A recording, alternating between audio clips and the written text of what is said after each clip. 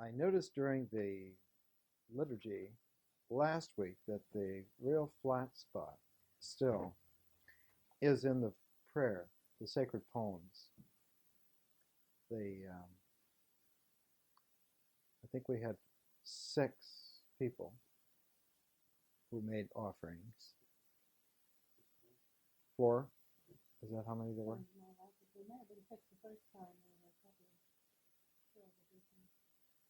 And I think that we're not understanding the process completely. So the material, I think that I would like for us to concentrate on for next week is a very famous poem in the book of Job. And it's actually referred to in the material, scholarly material, as the poem on the inaccessibility of wisdom. And all of you will have some edition of the Bible.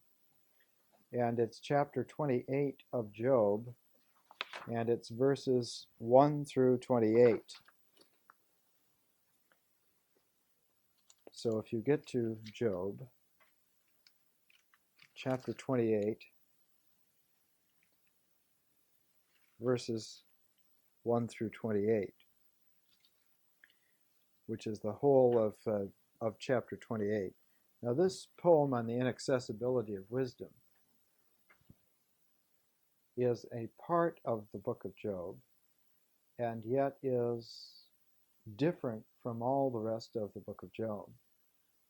And the current wisdom, scholarly wisdom about this, is that somehow the chapter 28 is by the same author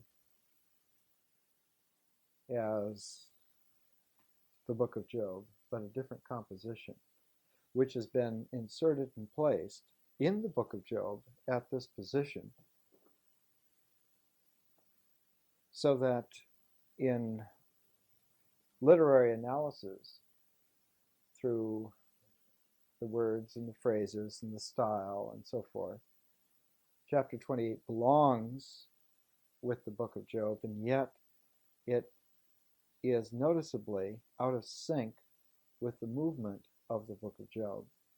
Now, the only way to explain this for us to understand here is that this poem on the inaccessibility of wisdom in Job fulfills a like function that the haiku fulfill in Basho's Narrow Road to the Deep North. They're poetic insertions which are different from the text, that the text prepares a setting, and that the poems are like a jewel placed in the setting. Now, we have to understand that just as Basho is extremely sophisticated, the author of the book of Job, whoever he was extraordinarily sophisticated. It's the most refined book in the Old Testament. It is always held up as one of the greatest of all literary compositions, religious or otherwise, in the world. The fact that chapter 28 both does and does not belong in the book of Job is a symbolic key sign for those who can understand, like ourselves. That is to say, because of this poem on the inaccessibility of wisdom and its relationship to the text, we have to take a look tonight at the book of Job and try to understand and appreciate, does the book of Job have anything to do with the Essenes? Does it have anything to do with the teacher of righteousness? Does it have anything to do with Jesus? Does it have anything to do with the core developing religious momentum from the 2nd century through the 1st century, 2nd century BC through the 1st century AD?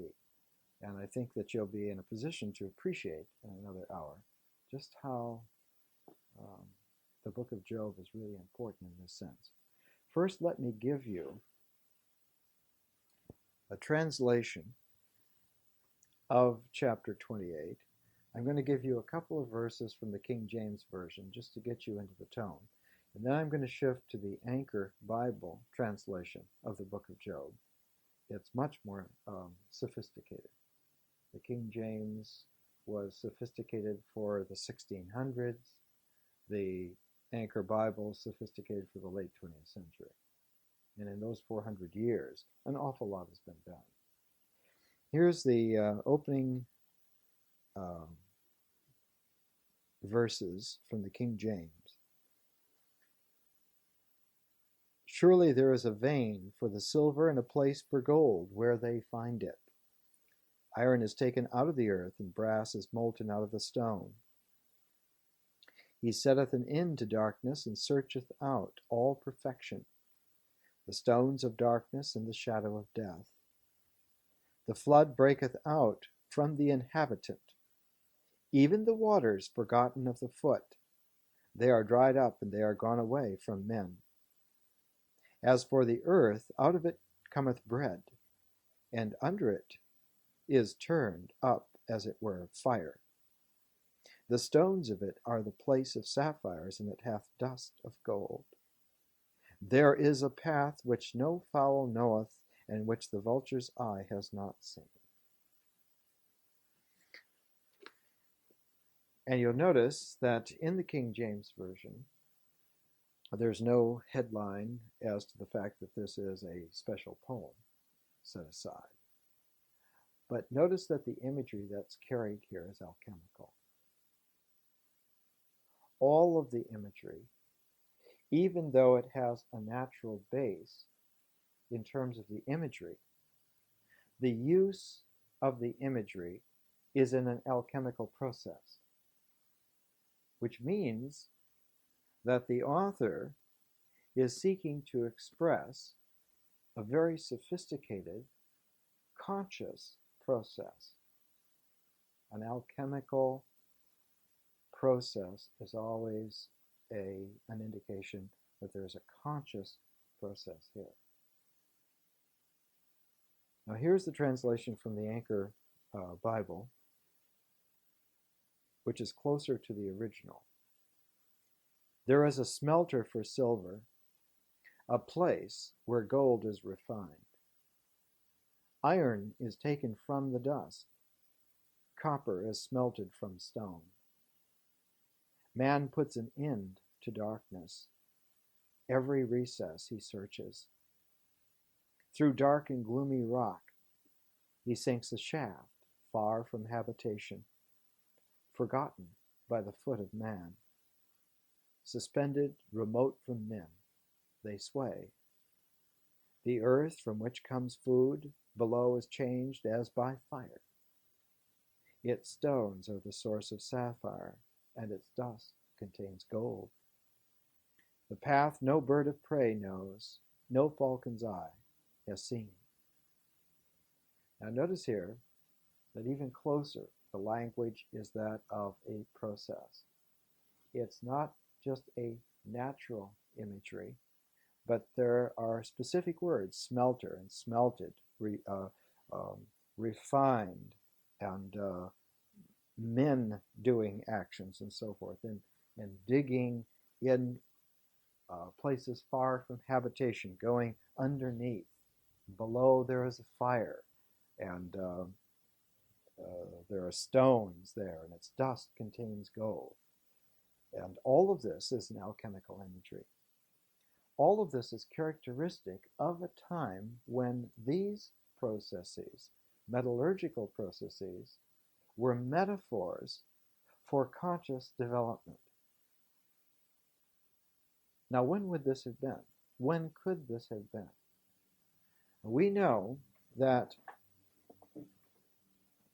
before this poem on the inaccessibility of wisdom in Job, the earliest use of gold as a spiritual metaphor is in the Wisdom of Solomon, which we've looked at over the last 2 years, maybe half a dozen times, which was written in Alexandria. and which was written no earlier than 50 BC and probably closer to 20 BC, if that. The book, The Wisdom of Solomon, is no more than one generation from the time of the birth of Jesus, written in Alexandria. Now, what's curious about this is that the poem on the inaccessibility of wisdom is the earliest indication that we have in any Semitic literature of the use of this metallurgically refining proto-alchemical process, echoed only then in the Wisdom of Solomon, and then not for another 100 years until we get to the Hermetic treatises, is there any kind of use of alchemical metaphors for this kind of imagery. In fact, so rare is it that not until we get to the 3rd century AD, like with the visions of Zosimus, that we have the complete alchemical process given to us in a kind of a conscious symbolic image base. So that this poem on the inaccessibility of wisdom in Job is very, very recent. It's not at all something from, say, 2000 BC. It's not at all something from 500 BC. Now, I'll finish the poem for you in this translation so that you can hear the tone. There's a very peculiar tone. This is one of the most elegant of all of the poems in the Old Testament. The proud beasts have not trodden it. No serpent passed over it. We're speaking of the path. It's a secret path. Nothing in nature has ever been on this path. Now there's an implication here that when man takes this path, he is supernatural. He is no longer limited by the constraints of nature. He is, in a different sense, he is supernatural. He puts his hand to the flint, overturns mountains at the base. In the rocks he hews out channels. His eye sees every precious thing. The source of the rivers he probes, brings hidden things to light. But wisdom, where can it be found? Where is the place of understanding? Man knows not its abode. 'Tis not found in the land of the living. That is to say, natural man does not know this. Natural, ordinary man does not know this. Deep says, it is not in me. The sea says, not with me. It cannot be got for bullion, nor can silver be weighed as its price. It cannot be bought for gold of Ophir, with precious onyx or sapphire. Gold or glass cannot match it, nor vessels of fine gold be its barter. Coral or crystal are not to be mentioned. Wisdom's value surpasses rubies. The topaz of Ethiopia cannot equal it. It cannot be bought with pure gold. Wisdom, whence does it come? Where is the place of understanding? It is concealed from the eyes of all living, even hid from the birds of the air. Perdition and death say, we have heard a rumor of it. God knows the way to it. He is familiar with its place. When he looked to the ends of the earth, surveyed all under the heavens, when he allotted weight to the wind, meted out the waters by measure, when he made a groove for the rain, a path for the thunder shower, then he saw it and appraised it, discerned and tested it, and he said to man, behold, the fear of the Lord, that is wisdom. To turn from evil is understanding. It's a very subtle poem, and I want you to have the experience of reading this in this kind of a sequence. That is to say, before you go to sleep at night, read through chapter 28 of the book of Job. Read through it and savor in your mind the images that are being given. And then when you put the book down and you lay down to sleep, let those images occur to you. Let them play. Let them swim. And whatever feeling, tones, whatever sense of meaning, wherever you might carry yourself, but try not to think about it. Try not to think in a discursive, mental way, but try to feel about the images. Try to let the images carry the feeling, and you can do this even with an associative kind of meaning. And then let it be. Let it be fallow, and go to sleep. And in the morning, when you get up, the first chance you have to think of this, whatever occurs to you then, whether it's when you first wake up, or whether you're walking around, you're fixing some coffee, you're fixing some juice, you're starting to brush your teeth, you're finally dressed, you're going out the door, at some point you will think about, you will remember that that's what you did. When that thought comes to you, whatever words, whatever thoughts, whatever idea, whatever impression in thought is there, jot that down. Write that down. Save that up. Now, if you do this every night for the next week, by the time you come Tuesday night, I guarantee you that you will have something there. Now, this is a royal road process.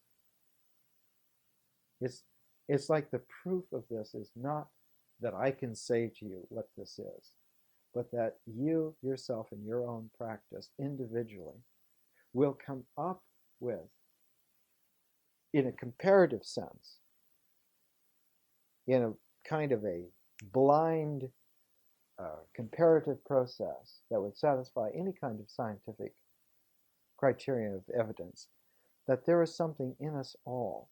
There is a path, there is a working pattern, there is a template in us all, which this technique taps. Now, the first time that Job is ever mentioned in the Old Testament is in Ezekiel. And in Ezekiel, this is chapter 14 in Ezekiel, he mentions Noah, Job, and Daniel as three pillars of honesty among men. The question has come up, can man be trusted? The issue is there, is man worth God's attention? And Ezekiel says that with Noah, Job, and Daniel in ancient times, man showed that he is capable of the ultimate quality of trustworthiness for God.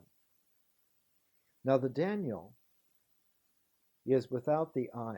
It's Dan-el, Dan-el. Now, we know that it's Dan-el, and we know that the prototype, the ancient archaic prototype for Job, was a king Keret, K-E-R-E-T.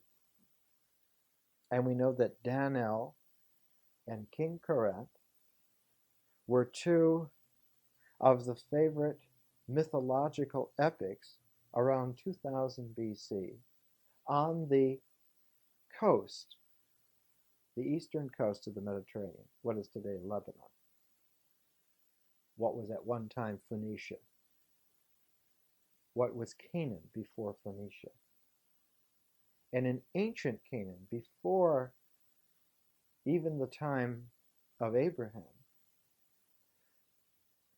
the sacred epic of King Keret and the sacred epic of Dan-el, Daniel and Job, were motifs for a place that we found in 1928. And when the archaeological site was investigated, a Frenchman and a German took the stone tablets, the cuneiform tablets that had been found there, and subjected it to an analytical process, and within a year had deciphered the language. They assumed that it was an ancient, archaic Semitic language, and in a peculiarity, one of the things in all Semitic languages, that the word for three always has the same kind of three letters. There are no vowels, but the same three consonants occur. There's a kind of a balance. And because of that and various other things, they were able to decipher the code. And they found that the name of the ancient city was Ugarit. And we put the vowels in, U-G-A-R-I-T, Ugarit. And that the language now is known as Ugaritic. And that in the Ugaritic language, the ancient Semitic Canaanite language, Job and Daniel were the two great pillars of examples of how man really contacts God. One through suffering, and the other through vision. Through suffering and through vision. Now those themes, the Job and Daniel themes then, had been around for 2,000 years, were characteristic and were famous at a time of the last great turn of the archetypal self, when the divine king, manifestation of the symbolic self, was first coming in, with Sargon the Great of Akkad. 2,000 years later, when the symbolic self was again changing, those concerns came up again.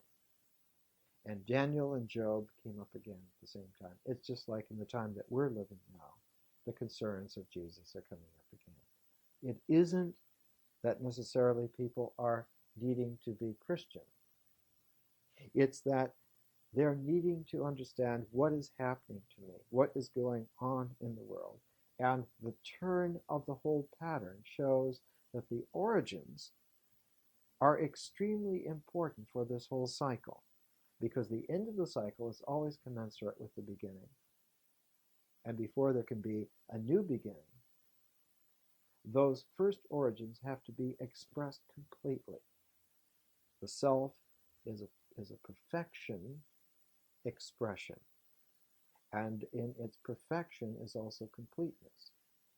And there can be no renewal of the self in its new expression until that which had been in process is fulfilled, is completed. Only then are the thresholds transparent and we can go on. When there's unfinished business, you cannot go on. It's like a law of karma. And so the most pressing issue is to finish up the old archetypal business, to complete the expression. And at the time of the 2nd century BC is the time when Job and Daniel, as archetypal themes of primordial man in his capacity to contact God, came up again. Now we know that the book of Daniel was written around 160 BC. We have a pretty good idea that the teacher of righteousness was in fact the author. We've seen that the language, the methodology, the use of it, and everything is consistent with that hypothesis and that view. Now, what about Job? The book of Job. We see that in Ezekiel, there's no mention at all of Job in the sense of the book of Job. In fact, the first mention of Job at all is in the Wisdom of Ben Sira. And in the Wisdom of Ben Sira, which we have looked at before, in chapter 49 is the first instance of a mention of Job outside of Ezekiel in the Old Testament. And it runs like this. This is chapter 49. It's in verse 9. chapter 49, verse 9 of the Wisdom of Ben Sira. Let me read a little bit before verse 9. Let me start with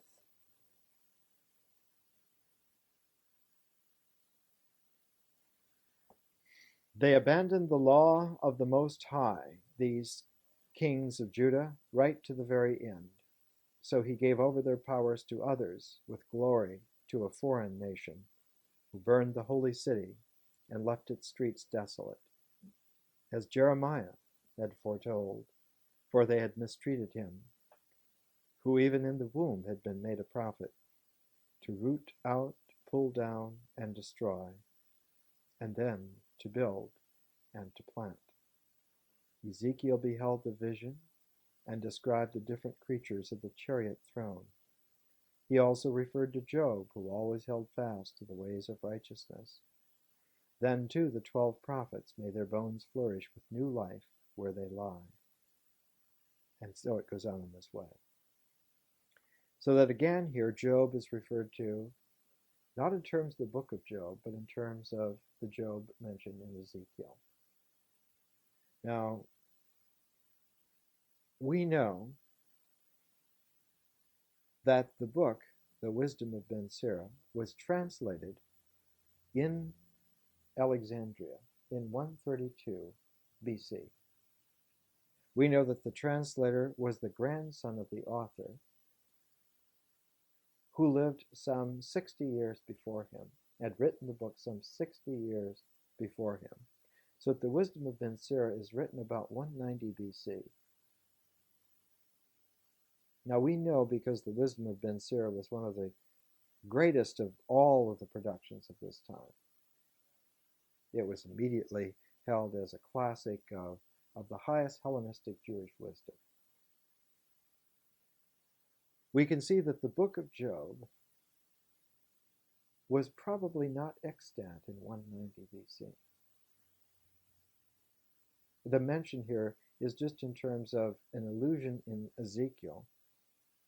And had the book of Job, the most elegant of all of the Old Testament books, been written by this time, its characterization of Job would certainly have carried the day over the allusion, the passing allusion in Ezekiel.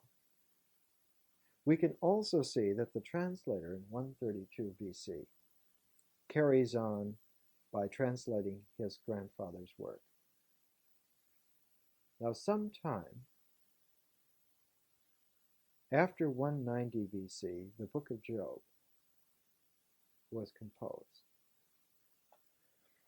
The oldest manuscript that we have of the book of Job was found with the Dead Sea Scroll material, found in 1956. And what it is they found in Cave 11 a Targum of Job. Now, you may not know what a Targum is. I brought here out of the library a Targum of Ezekiel. A Targum is a translation of a biblical book from Hebrew to Aramaic. It can be a translation to almost any language, but mostly the Targums were translations from the Hebrew to the Aramaic. The Targums began to be made around the 2nd century BC because the language of the people had changed. They didn't speak Hebrew anymore. It was like Middle English. Aramaic was the language that people spoke and thought in and conversed in and read in. And when Hebrew was read out, even if it could be understood, it sounded stilted. Or it was saved for very special kinds of moods, high religious moods. It would be like hearing Shakespeare in the original, and you would do it for effect, to get the dramatic effect. But you wouldn't have plays done in Shakespearean English in 1987. The same thing here. So that the Targums are translations of the books from Hebrew to Aramaic. Now, in Cave 11 at Qumran, a Targum for Job was found. It's the earliest Targum that we have. And what's peculiar is that we have enough of it. You have to understand that most of these scrolls were in fragments, but we have the last sections, the last 10 or 12 chapters of Job in this Targum.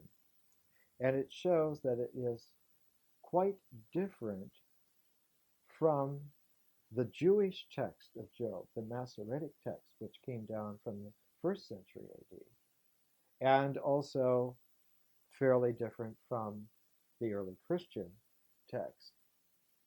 Now, the early Christian text was formalized at the Council of Trent, and they adopted the viewpoint of St. Jerome, who said that Job had been a translated book, and it was difficult to understand and make commentaries on because it was a book in translation. Now, we understand from the Qumran text that, in fact, the book of Job ended with verse 11 in the 42nd chapter. The Job that we have in both the Jewish text, the Masoretic text, and the Christian text in the like in the King James Version, goes on for another 6 verses and ends with verse 17. Now let me read you the last bit here. This is Job, 42nd chapter, starting with verse 10. I'll read you verse 10 and 11, and then 12, 13, 14, and let it go. Here's verse 10. And the Lord turned the captivity of Job, and when he prayed for his friends, also the Lord gave Job twice as much as he had before. Then came there unto him all his brethren and all his sisters, and all they that had been of his acquaintance before, and did eat bread with him in his house. And they bemoaned him, and comforted him over all the evil that the Lord had brought upon him. Every man also gave him a piece of money, and every one an earring of gold. So the Lord blessed the latter end of Job more than his beginning. For he had 14,000 sheep, and 6,000 camels, and 1,000 yoke of oxen, and 1,000 she-asses. He also had 7 sons and 3 daughters, etc., etc. And it ends, so Job died being old and full of days. The book here, as passed on in the Jewish and the Christian tradition, makes Job end with a kind of a comforting homiletic. But in the Dead Sea Scroll, in the Qumran Cave 11, the book of Job has a totally different ending. This is the direct translation of the Dead Sea Scroll Targum of Job. And God hearkened to the voice of Job, and forgave them their sins on his account. And God turned to Job with mercy, and he gave him double for all he had. And they came to Job, all his friends, and all his brothers and acquaintances, and ate with him food in his house, and consoled him for all the misfortune which God had brought on him, and each gave him a lamb, and each a ring of gold. Now it ends not with the homily that he lived happily ever after, but with the poignant symbolic image of Job being given a ring of gold from everyone that he sees. The lamb, and a ring of gold. A lamb is a sacrificial symbol, and a ring of gold a consummation symbol. A lamb is a mythic image of striving towards the self. A ring of gold is the accomplishment of the self brought into life. We use a ring of gold in our time as a symbol for marriage, a physical marriage. is traditionally a symbol of a spiritual marriage, but it's traditionally a symbol of the marriage of the two elements within oneself. Is the alchemical symbol. In nature, when one would refine it, one would have a drop of gold left in the cauldron. But a ring of gold means that man has worked on that gold and fashioned it open, so it becomes symbolic of a self. It's symbolic of consciousness. Everyone that Job sees now is both a lamb and a ring of gold. He sees in this way. So in the Qumran material, we can see, in the Dead Sea Scroll material, we can see that the book of Job indeed is an esoteric book about the process of self-discovery, of going to the deepest depths of oneself and bringing out of that the material of the contact from God, the gold, and fashioning that into a ring. Now the book of Job, in its original, in the Dead Sea Scroll, Targum of Job, has both Hebrew and Aramaic. And in fact, the traditional Hebrew text of Job has more Aramaic phrases and words than any other book in the Old Testament. So much so that it is impossible to separate the Hebrew from the Aramaic. You cannot translate the Hebrew passages back into Aramaic and then have a completed book. Nor can you translate the Aramaic back into Hebrew and then have a completed book. The book of Job, in terms of language, is an amalgam, or to put it more strongly, it's an alloy between the strong Hebrew and the supple Aramaic.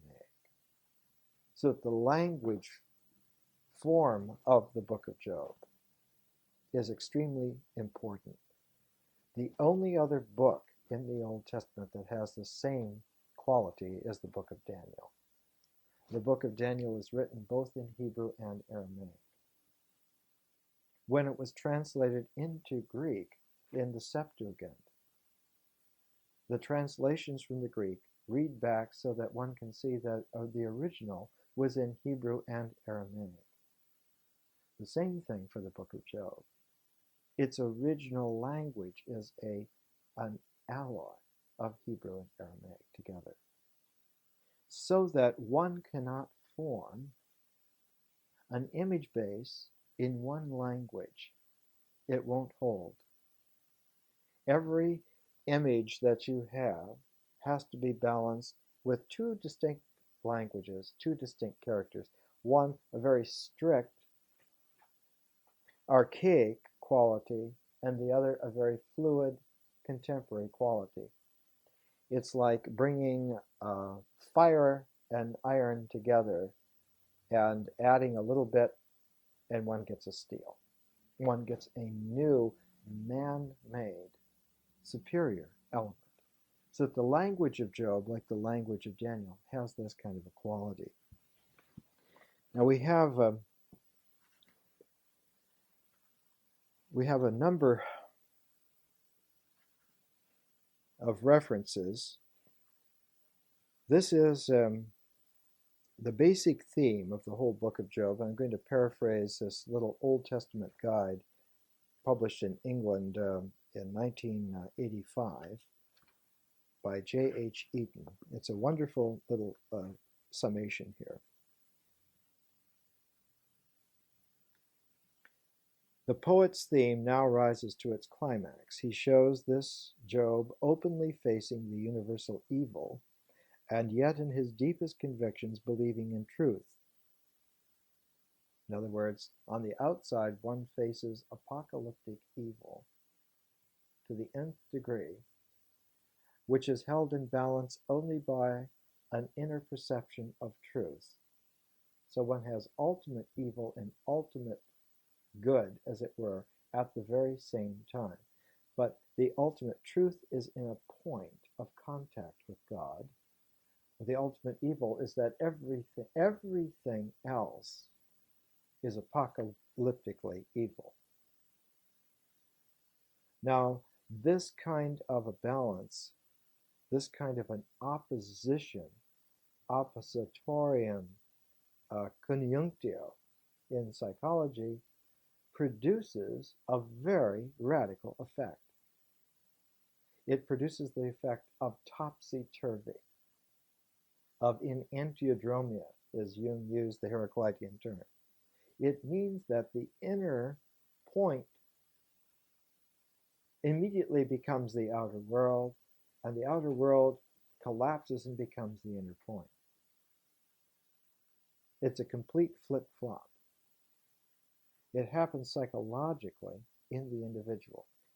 For instance, it's the basis of the realization in tragedy.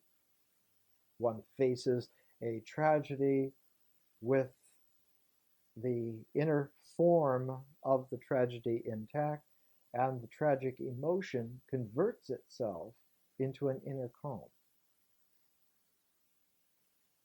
And when the evil is interiorized, because it was only sustainable in terms of an illusory world, does not have any sustainability within, when it is interiorized, it vanishes. And the inner point of light becomes the vision of the world. Now, this is the theme of the book of Job.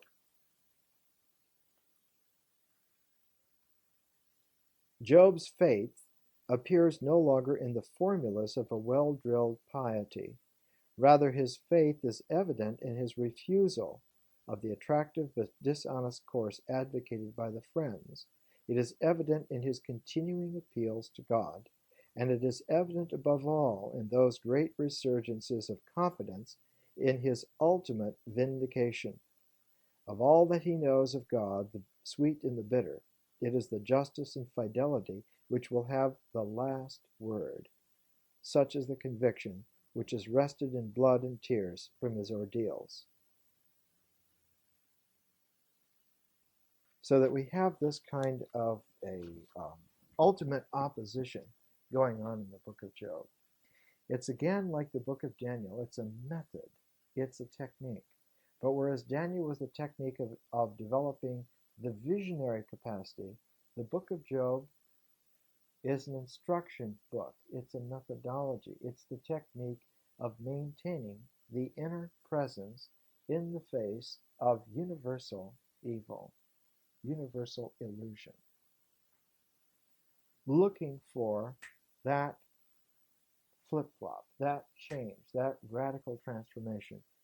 Now, the poem on the inaccessibility of wisdom comes at a juncture in the book of Job where we must be assured that the contact with God is absolutely true, and that there is no natural way to confirm this, that there is nothing in this world that can confirm it. So that the poem on the inaccessibility of wisdom has a complementary function.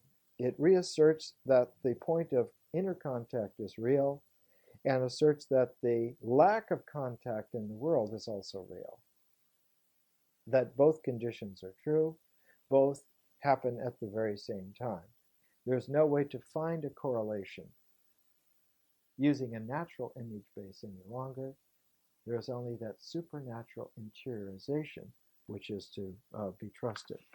So that it runs like this at the end.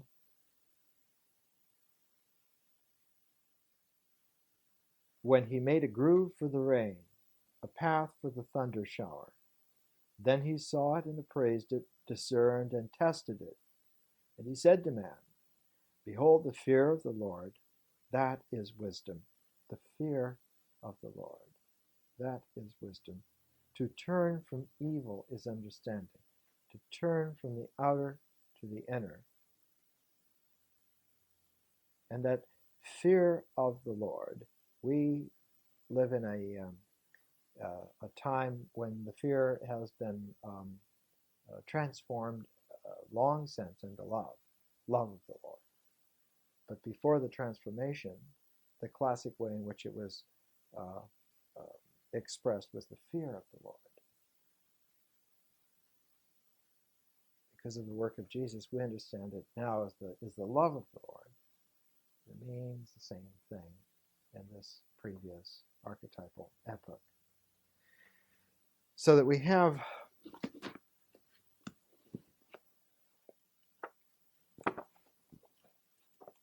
in the book of Job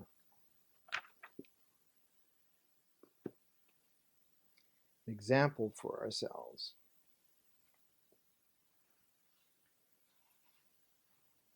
One of the peculiarities occurs in the book of the Acts of the Apostles, which was by St. Luke, which is the complement to the Gospel according to Luke.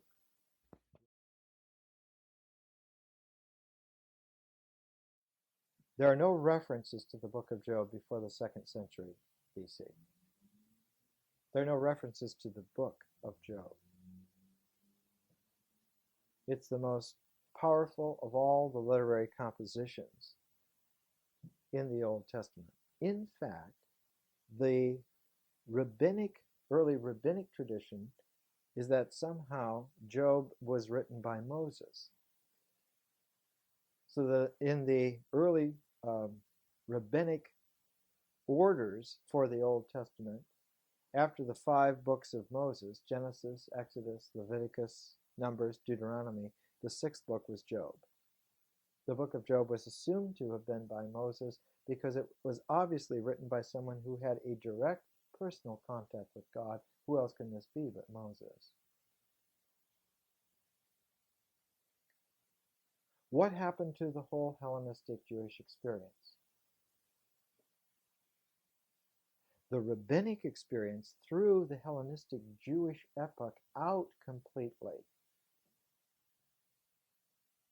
They took gigantic psychological, religious, social scissors, and they snipped out the whole epoch of Hellenistic Judaism and threw it out in fear, in revulsion, in hatred. This was done in 90 AD, a very famous council. Why is this so? It's very peculiar because the book of Job and the rabbinic relationship to the book of Job holds a key to it. Now, the way to unfold this properly is to go to the Acts of the Apostles by Luke.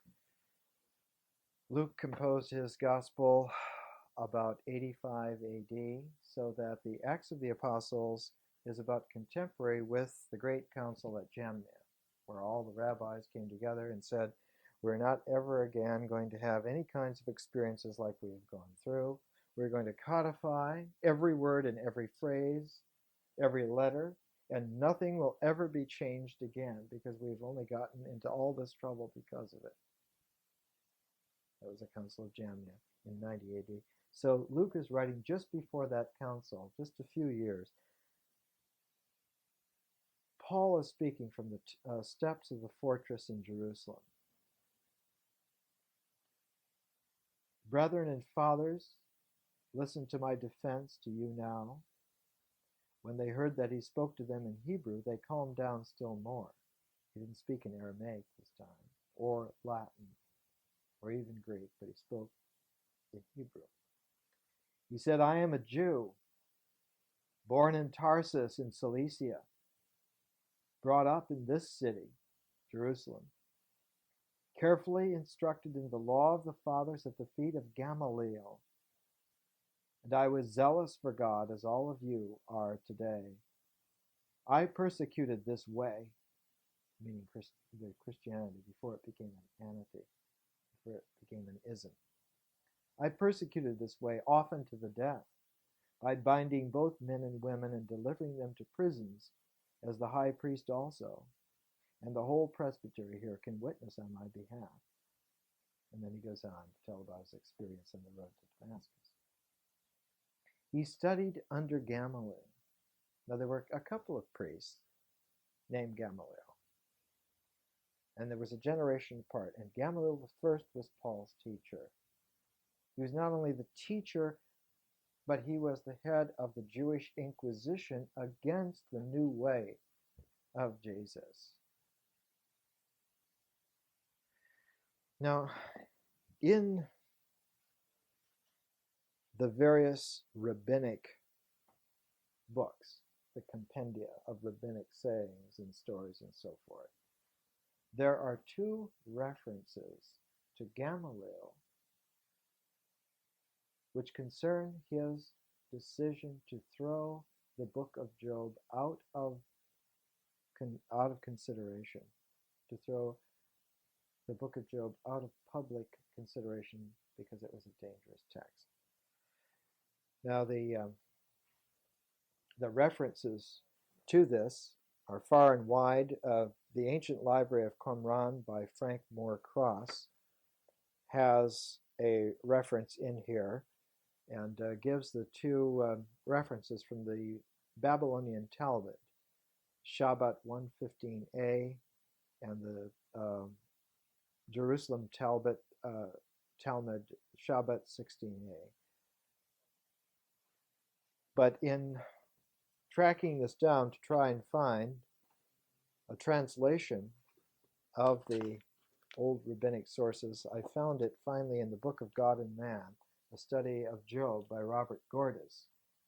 Gordis was the rabbi in New York City at Rockaway Park at the Bethel congregation. It was one of the largest congregations in New York City, several thousands of people. He was the head rabbi there for 30 years. And towards the end of his life, he wrote this book published by the University of Chicago Press. And Gordis, in fact, in the very beginning of his work, says that he supposes that Job is the Mount Everest of all Jewish scholars. The truth is that Job is the perennial challenge to every reader and biblical scholar. This Mount Everest of the human spirit continues to defy even the most intrepid and confident of climbers, and probably will never yield all of its secrets. For every aspect of the book poses problems that each reader and student must solve for himself. Now, Gordis is writing in a beautiful, civilized, humane way, but notice what he is saying. That the experience of 2,000 years, Jewish experience, with the book of Job still yields the fact that every individual reader has to wrestle with it himself because the book is written that way.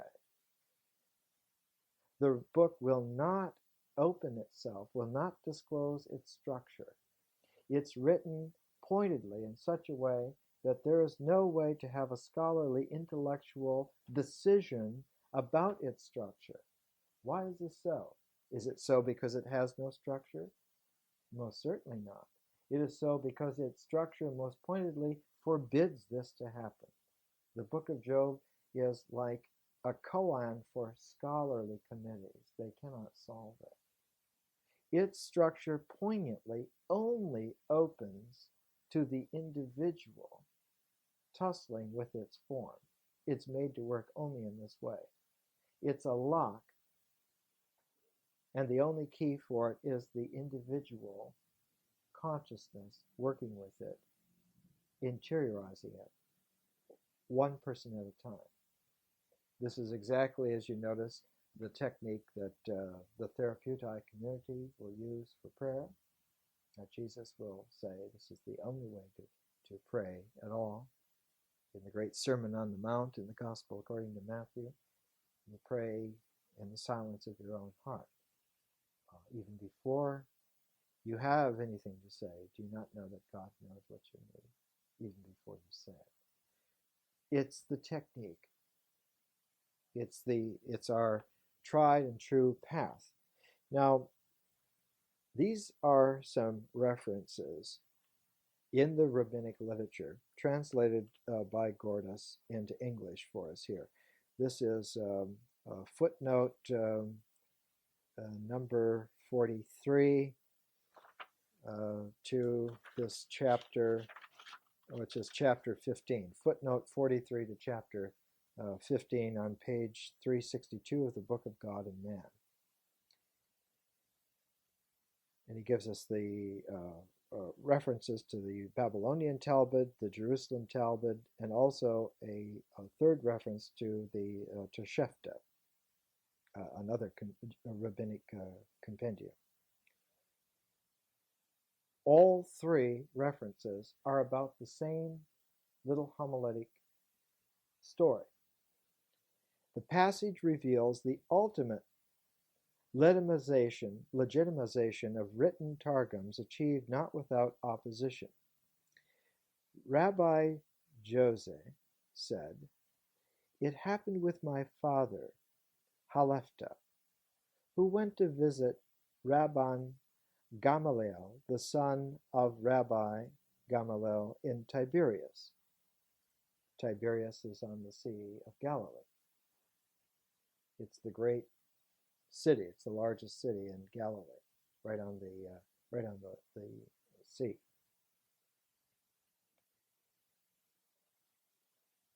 He found him sitting at the table of Johann Hanudzef.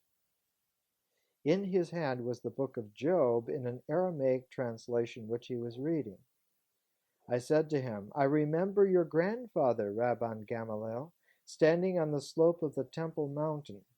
They brought him a copy of a Targum of Job, and he commanded the builder to place it under the masonry. Thereupon he too, the younger Gamaliel, commanded that the book be stored away and withdrawn from public use, hidden away in the Geniza." In other words, the teacher of Paul, the head of the Jewish Inquisition against the New Way, specifically took the Targum of Job and had it placed, not destroyed, but placed away. How far away? In the masonry of the wall. Why? Because it had been the seed, one of the beginnings of the whole complication that had ended with the mission of Jesus and the tremendous travails and times that had come. There is a direct archetypal line from the book of Job to Jesus. Just like there's a direct line archetypally from the book of Daniel to the book of Revelation. The archetypal figure in the book of Daniel is the same archetypal figure in the book of Revelation. The suffering of Job is a direct line to the suffering of Jesus. They work together in this way. Now, we did not know until our own time that any of this made sense, came together, made a pattern. It would seem that the book of Job really has a most peculiar place. I want to give you one assessment here.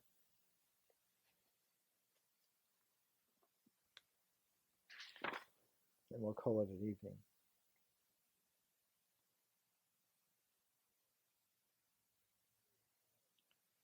One of the peculiar qualities in the book of Job is a realization that there is an afterlife.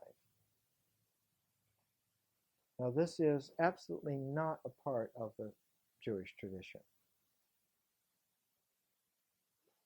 The sense in the book of Job, though, is peculiar. It recognizes that there is an afterlife, but that God is somehow eternal and is peculiarly having nothing to do either with an afterlife, because there's no sense of death belonging in the realm of God at all. So that one of the peculiarities of Job is denying the idea of the afterlife, not in terms of traditional Jewish non-recognition of it, but denying it with a twist of saying, that there is such a thing as eternal life, which makes the idea of an afterlife a worldly illusion. Now, this is a very, very peculiar, sophisticated, eloquent uh, doctrine, and the book of Job has this in it. I would think that the book of Job belongs somehow to the 2nd century BC. Comes out about the same time that the book of Daniel does. Comes out in this Essene community of Qumran. And the fact that we have the earliest version of the book of Job with the mixed Hebrew and Aramaic there from Cave 11. Now, most of the scholars that have looked at this have said that this must have been a translation from some previous kind of a text, because it has all kinds of complications in it which are classically now recognized as distinctive of the book of Job. But we've seen that the complications, the distinctive complications, are exactly the point of the writing of the book of Job. And that the complications are all there intact in the Dead Sea Scroll manuscript, make it very close to the original. I can't imagine that the book of Job is more than a generation older than the Dead Sea Scroll manuscript that we have. All of the complications are there, in fact, very powerfully and dramatically there, even to the extent that the Jewish and the Christian renditions of Job, the Masoretic and the Vulgate, the Latin text of the book of Job is, and the Old Testament is called the Vulgate, the Latin Vulgate.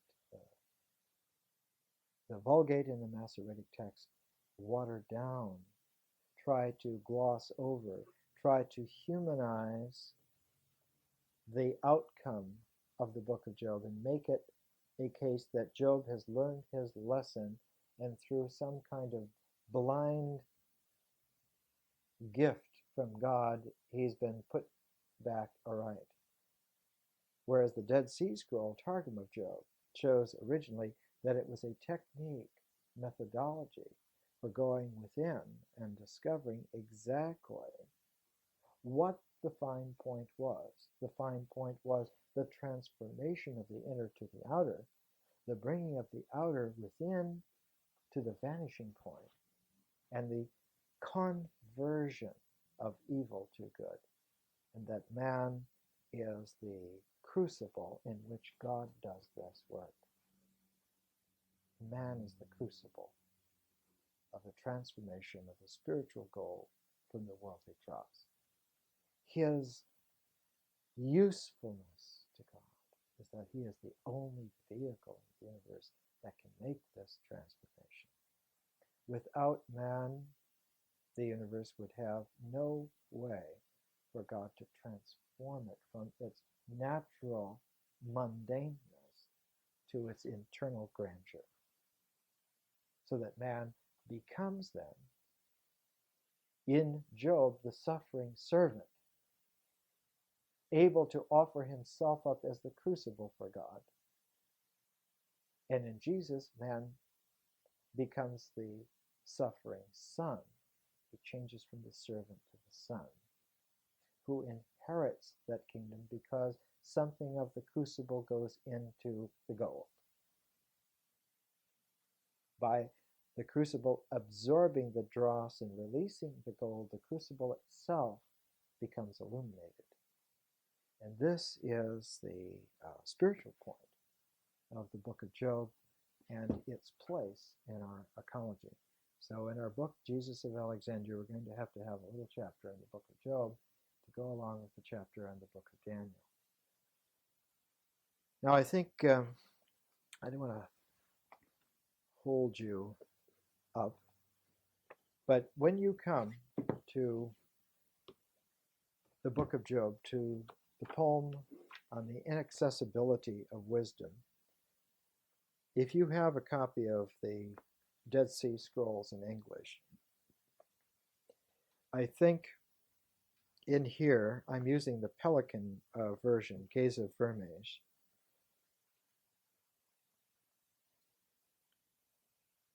On page 192, Vermes has numbered this number 15, hymn number 15, and let me just read this for you. Nothing exists except by thy will. None can consider thy deep secrets or contemplate thy mysteries. What then is man? That is earth, that is shaped from clay and returns to the dust, that thou should give him to understand such marvels and make known to him the counsel of thy truth. Clay and dust that I am, what can I devise unless thou wish it? And what contrive unless thou desire it? What strength shall I have unless thou keep me upright? And how shall I understand unless by the Spirit which thou hast shaped for me? So just that section. And if you compare the poem on the inaccessibility of wisdom in Job with this thanksgiving hymn from the teacher of righteousness in the Dead Sea Scrolls, you'll see that they are consonant, that it's not so much that they fit together, but they work together. They come from the same community, from the same population. It could well be from the same figure. It may have been that the teacher of righteousness also wrote the book of Job, as well as the book of Daniel and the Thanksgiving hymns from the Dead Sea Scrolls. He was an extraordinary individual. He was every bit the prototype and the forerunner of Jesus. And it's not impossible that he was that figure. So that's what I have for you tonight. Thank you.